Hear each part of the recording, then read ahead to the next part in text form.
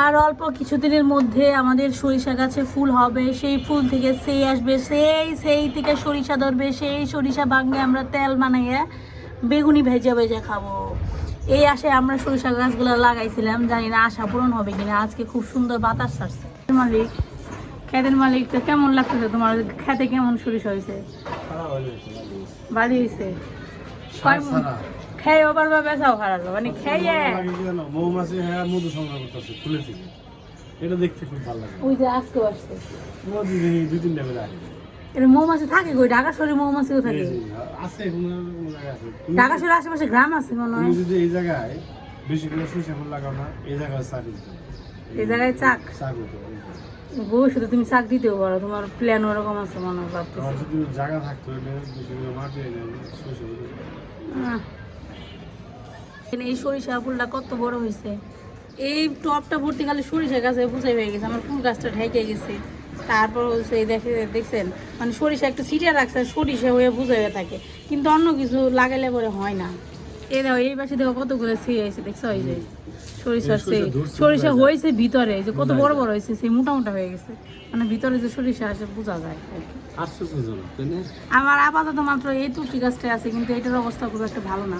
আসলে আপনারা কমেন্ট করে জানাবেন তো তুলসী গাছের যত্ন কিভাবে করা যায়, বা তুলসী গাছ কিভাবে লাগাইলে বা যত্ন করলে খুবই তাড়াতাড়ি বড় হয় এবং পাতা ভালো হয়। এখানে একটা আছে, এটা মোটামুটি হেলদি আছে। তো আমি আসলে কি হয়েছে বললাম তো, পূজা দিতে গেলে তো তুলসী পাতা লাগে, তো এখন তুলসী পাতা হচ্ছে গইনে গইনে ব্যবহার করতে হয়, কারণ তুলসী গাছের পরিমাণ কম আর হয়ও না। আমি কয়েকবার বিচি লাগাইছিলাম কিন্তু হইলই না। আর এই যে দেখেন, এখানে ধনে পাতা গাছটা কত বড় হয়ে গেছে, মানে সবই হয় কিন্তু তুলসী গাছ হইতে পারলাম না। আসলে আমার হাতে মনে হয় গাছ খুব একটা ভালো হয় না, যাই লাগাই খুব একটা ভালো ফল আসে না আর কি। যাই হোক, কি আর করার, যার যেরকম হাত, কিছু তো করার নাই। আজ হচ্ছে দুপুর 11টা, এখনো পর্যন্ত দুপুরবেলার জন্য রান্না বান্নার প্রস্তুতি মোটামুটি অর্ধেক হয়েছে, রান্না বান্না শুরুই করি নাই। আজকে শুধুমাত্র একটা রেসিপি করব। আজকে রান্না করব মাংস, সাথে হচ্ছে ইলিশ মাছ ভাজা।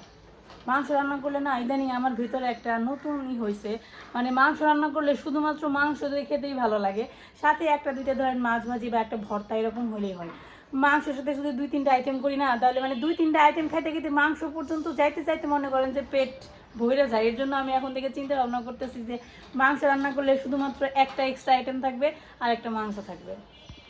এই বাসায় দুইটা বানর আছে, একটা ছোট বানর একটা বড় বানর।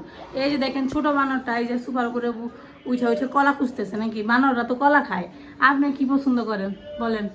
আপনি কি পছন্দ করেন? আপনার পছন্দের খাবার কি? কলা? জীবনে কলা, কলা কেমন দেখতে জানো? কলা কোনোদিন খাইছ না? তেলে কেমন লাগে না কলা? চিনো? কলা মিষ্টি না টক বলো তো? কলা খাইতে কিরকম? মিষ্টি। তার মানে বানর মনে কলা টেস্ট করছে, তাই না? দেখেন বানরের মাথায় চুল নেই, বুঝা বানর। আর কিছু বলে হাসে। আজকে সকালে কি খেয়েছিস বল? আলো ভালো করে সুন্দর, আর এত কিউট লাগতেছে, সারা তোর চুল ছাড়া এত বেশি ভালো লাগতেছে। কি দরকার আছে চুল রাখার? কত সুন্দর লাগতেছে, একদম রাজকুমারী রাজকুমারী, টাক রাজকুমারী না কি? এ সুন্দর লাগতেছে না বলো? না সারা বেশি সুন্দর লাগতেছে, তাই না? মনে হচ্ছে যে রাজকুমারী লাগতেছে বেশি। দেখি এদিক তাকাও, তোমার চেহারাটা একটু দেখি, দেখাও আমাকে, দেখি দেখি দেখি। মুখ এমনি করলে না, আসলে তো শাইশানকেও সুন্দর লাগতেছে, তো সারা মানে কি একটু বেশি কিউট লাগতেছে। এত কিউট কেন তুমি? কি সুন্দর খুশি হয় দেখছেন, কি হাসে, কি সারা দেখালে কিউট আর সুন্দর বললে সারা খুশি। স্বপ্ন দেখি কি তুমি রান্না করবানছ, রান্না করেছে দেখি তুমি রান্না করবানছ মাংসের তরকারি, মাছ ভাজি। হ্যাঁ দেখলাম যে তুমি রান্না করতেছো, তো সকালবেলা দেখছি তার স্বপ্ন। আমি জানি সকালের স্বপ্ন কি সত্যি হয়? স্বপ্নটা কি সত্যি হবে? হ্যাঁ গো, সকালের স্বপ্ন নাকি সত্যি হয়? তো তুমি স্বপ্নটা সত্যি করে দিবে না? সবাই বলে তোমার কোনো কাজ নেই, এই জন্য তুমি রান্না বান্না করো, সারাদিন খালি বাসায় বসে থাকো, কোনো কামই করো না, সংসার মনে বুদ্ধি চালাই তোমার। এখানে সব মশলা করা আছে, এই যে দেখেন। এখন মশলার খেলা শুরু হবে, রান্না করব। আপনাদের সাথে তো সবসময় রান্নার রেসিপিটা শেয়ার করি, কীভাবে মাংস রান্না করি সেইভাবেই করবো, আলাদা কিছুই না। তো চলেন আগে মশলা দিয়ে মাংসগুলো ম্যারিনেট করে নিই, তারপর হচ্ছে রান্নাটা শুরু করবো। অলরেডি 11টা বেজে গেছে, এখন তো রান্না করতেই হবে। এখন মাংসটা মাখবো, তো চলেন মাংসটা মেখে নিই আগে।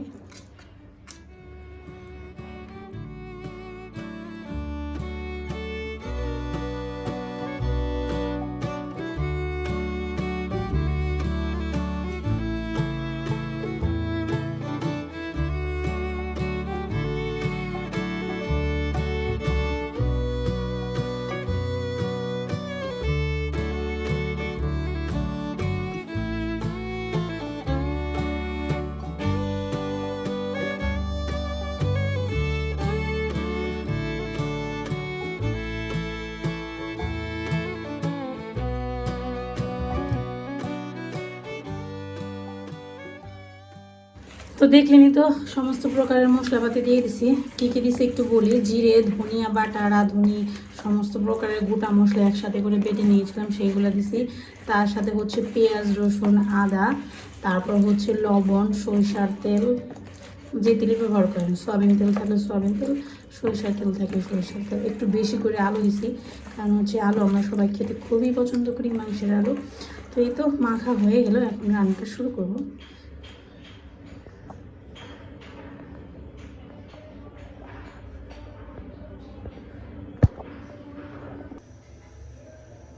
তো চলুন রান্নাটা শুরু করেই ফেলি।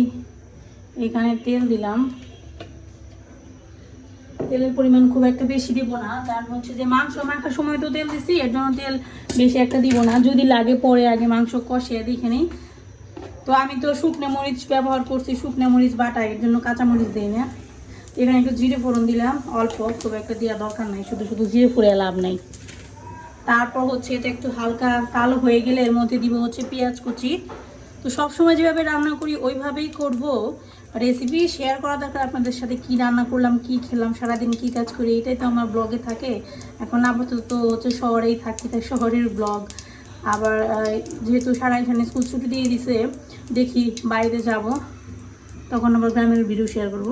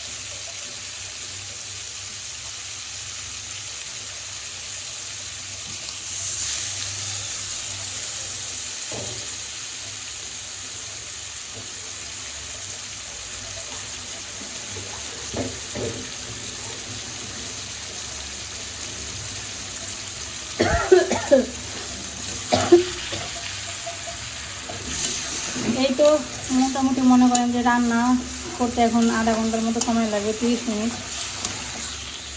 এখন হচ্ছে মশলার সাথে চিকেনটা সুন্দর করে কষিয়ে নিতে হবে। একটু হালকা জল দিলে কষাইতে সুবিধা হয়।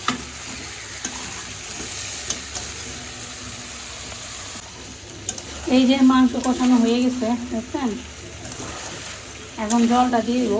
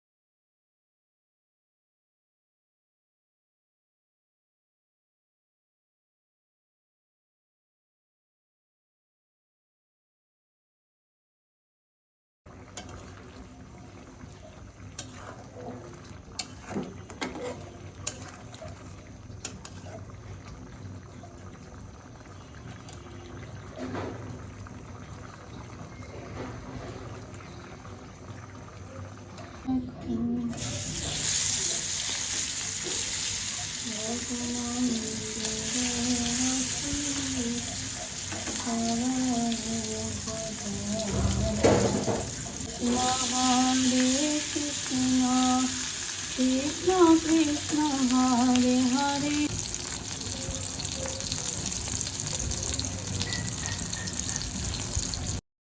তো রান্নাবান্না করার পর দুপুরবেলা খাওয়া দাওয়া শেষ করে একটু রেস্ট নিয়ে একটু বাইরে আসছি। বাচ্চাদের তো স্কুল বন্ধ হয়ে গেছে, এখন ওরা এত বিরক্ত করে বাসায় থাকতে থাকতে আমাদের পাগল বানিয়ে ফেলে।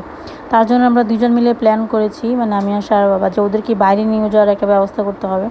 তাই আজকে খেলনার দোকানে আসছি। এখান থেকে ভাবতেছি ক্রিকেট খেলার জন্য যে সমস্ত সরঞ্জাম প্রয়োজন হয়, যেমন ক্রিকেট ব্যাট, বল, এগুলো কিনে নিয়ে যাব।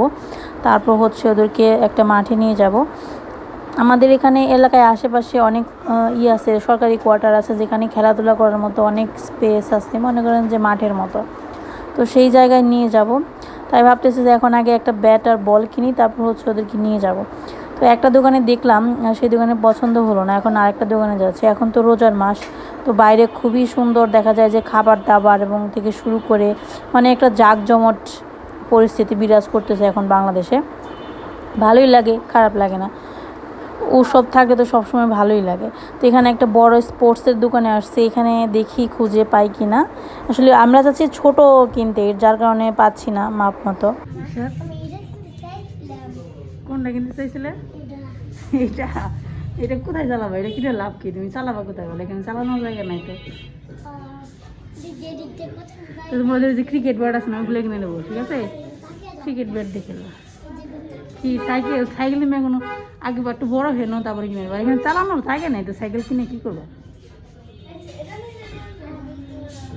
চালানোর জায়গা আছে?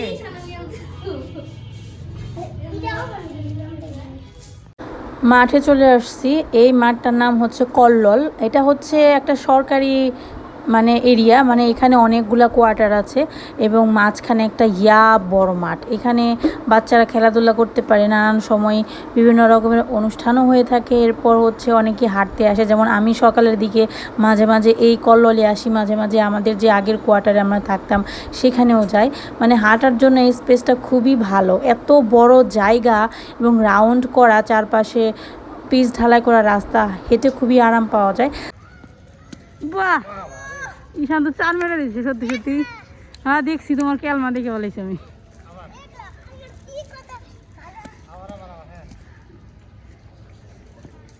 বাহ, ঈশান তো শিখে গেল গা।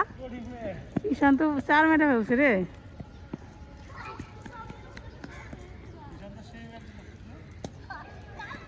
এই যে মাটির মধ্যে জোরে ব্যাট মেরো না, তাহলে ব্যাট ভেঙে যাবো গা।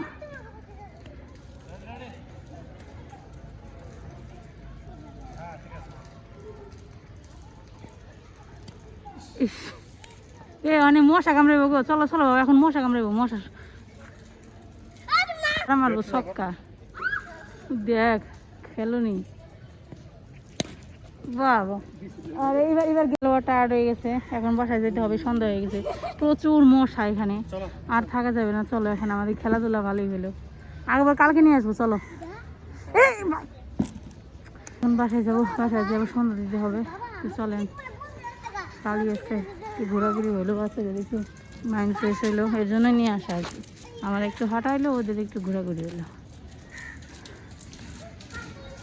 এটা হচ্ছে সরকারি কোয়ার্টার, এটার নাম হচ্ছে কল্লোল। এটা হচ্ছে অফিসার্স কোয়ার্টারের পাশেই, আমাদের কোয়ার্টারে ছিলাম তার পাশে এটা। এখানে বিরাট বড় মাঠ আছে, এখানে হাঁটতেও সুবিধা, বাচ্চাদের জন্য খেলাধুলাও সুবিধা।